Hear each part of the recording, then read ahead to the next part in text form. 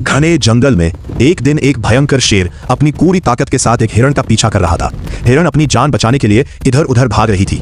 उसकी सांसें तेज हो रही थीं और आंखों में डर साफ दिखाई दे रहा था। भागते भागते वो एक शांत तपस्वी साधु के पास पहुंची। वो रोते हुए बोली, महाराज कृपा करके मुझे बचा लीजिए, शेर मेरा पीछा कर रहा है। साधु ने शांत भाव से पास ही अंगूर की घनी बेलों की ओर इशारा करते हुए कहा, बेटा उन बेलों में जाकर छुप जाओ, भगवान तुम्हारी रक्षा करेंगे। हिरण तुरंत उन घनी बेलों में जाकर छिप गई। कुछ ही देर बाद शेर वहां आ पहुंचा।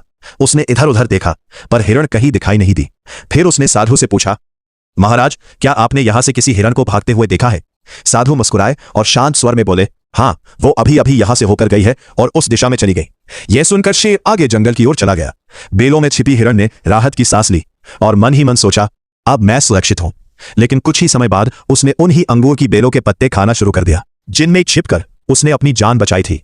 धीरे धीरे उसने सारे पत्ते खा लिए और उसका छिपने का सहारा खत्म हो गया। अब वो साफ दिखाई देने लगी। उसी समय शेर वापस लौटा। दूर से ही उसकी नजर हिरण पर पड़ गई। वो तेजी से दौड़ा और झपटा मारकर हिरण को पकड़ लिया। हिरण ने उदास आंखों से साधु की ओर देखा, मानो अपनी गलती समझ गई हो। तब साधु ने गहरी आवाज में कहा, जिसने तुम्हें शरण दी तुमने उसी को उजाड़ दिया।